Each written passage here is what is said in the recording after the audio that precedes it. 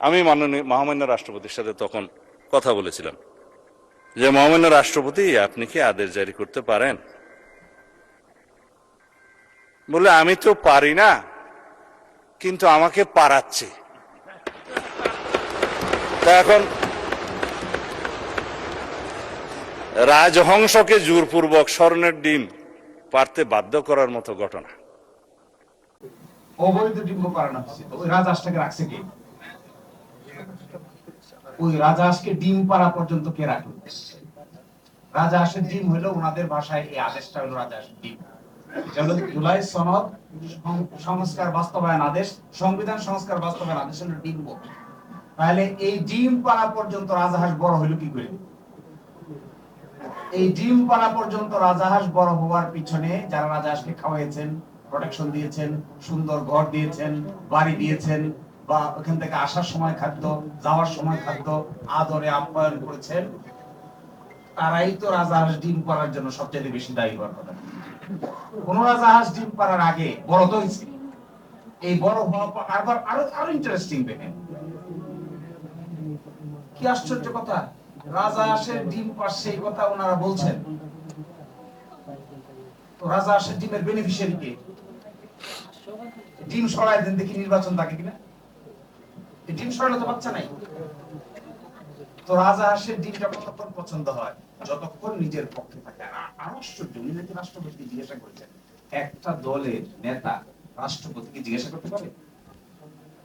আমরা বটলো কিভাবে একটা দলের নেতা বাংলাদেশের মহামান্য রাষ্ট্রপতিকে এই কথা জিজ্ঞাসা করে যে আপনি ডিম সঠিকভাবে পারছেন নাকি বেঠিকভাবে পারছেন?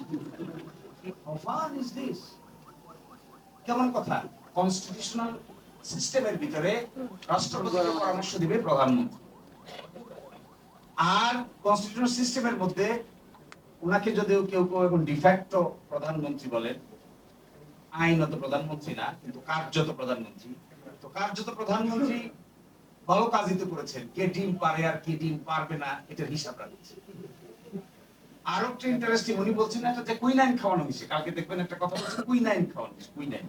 কুইনাইনটা কি? এই অর্ডারটাকে বলছেন উনি কুইনাইন। আর যে সংস্কার প্রস্তাব দিয়েছে তার মধ্যে কিছু কিছু ব্যাপারে ওনারা একমত না, তো মূল প্যাকেজের সাথে দুই একটা ওনারা দ্বিমত, এটাও ঢুকে দিয়েছে।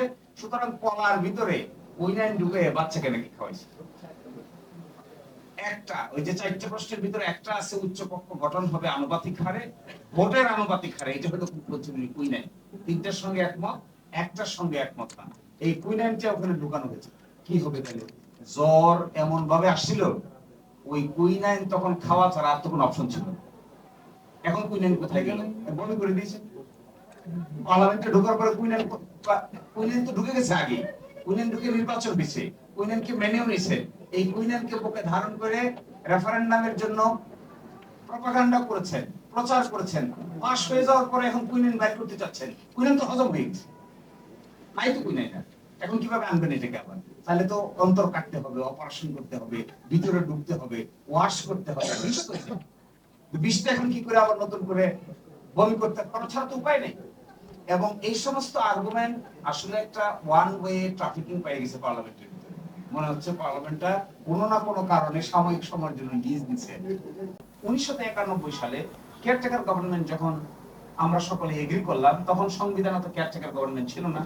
তখন ইস্তাক পেপার নামে এক পেপার বাংলাদেশের সাবেক প্রধান বিচারপতি ডক্টর সৈয়দ রেফাত আহমেদের বাবা ইস্তেক পেপার নামে এক পেপার দিয়েছিল।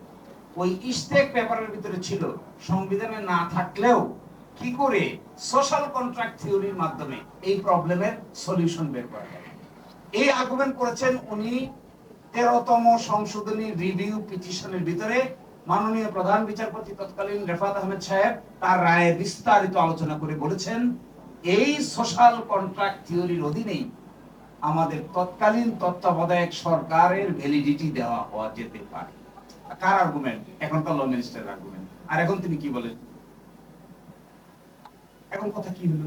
এখন তো দেখি 180 ডিগ্রি অ্যাঙ্গেল উল্টাটা বলতেছে। সোশ্যাল কন্ট্রাক্ট থিওরি তো জনগণের পক্ষে, সোশ্যাল কন্ট্রাক্ট থিওরি পড়ে আসলে তো আপনারা হারবেন। সোশ্যাল কন্ট্রাক্ট থিওরি তো 5ই আগস্টের পক্ষে, সোশ্যাল কন্ট্রাক্ট থিওরি তো জনগণ আর রাষ্ট্রের ভিতরে যে কন্ট্রাক্ট এটার পক্ষে, তো এটাকে এখন বিপক্ষে যাবে কি করে? ইন্টারেস্টিং, উনি বলছে যে আমাদের সরকার হওয়ার আগে কিন্তু অ্যাটর্নি জেনারেল বলছে এটা আরেকটা মানে সাংঘাতিক ব্যাপার। এটা হলে ডিম আগে না মুরগি আগের মতো কারবার। সরকার হয়েছে 8 তারিখ, অ্যাটর্নি জেনারেল হয়েছে এর আগে।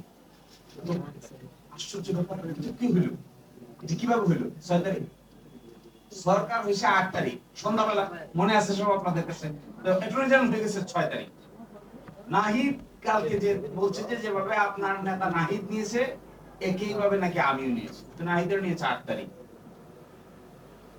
8 তারিখে দিনের বেলা হয়েছে 106 এর রেফারেন্স, তো উনি যে হয়ে গেলেন 6 তারিখ। তো 6 তারিখে 106 ছিল ছিল না, তো তাহলে কোথায় পেলেন এটা? এর মানে এই 5, 6, 7 এই 3 দিন এই রাষ্ট্রীয় মেকানিজমে মিলিটারির মধ্যস্থতায় এমন কিছু হয়েছে যা অভ্যুত্থানকারীরা ভালো করে খেয়াল রাখতে পারে।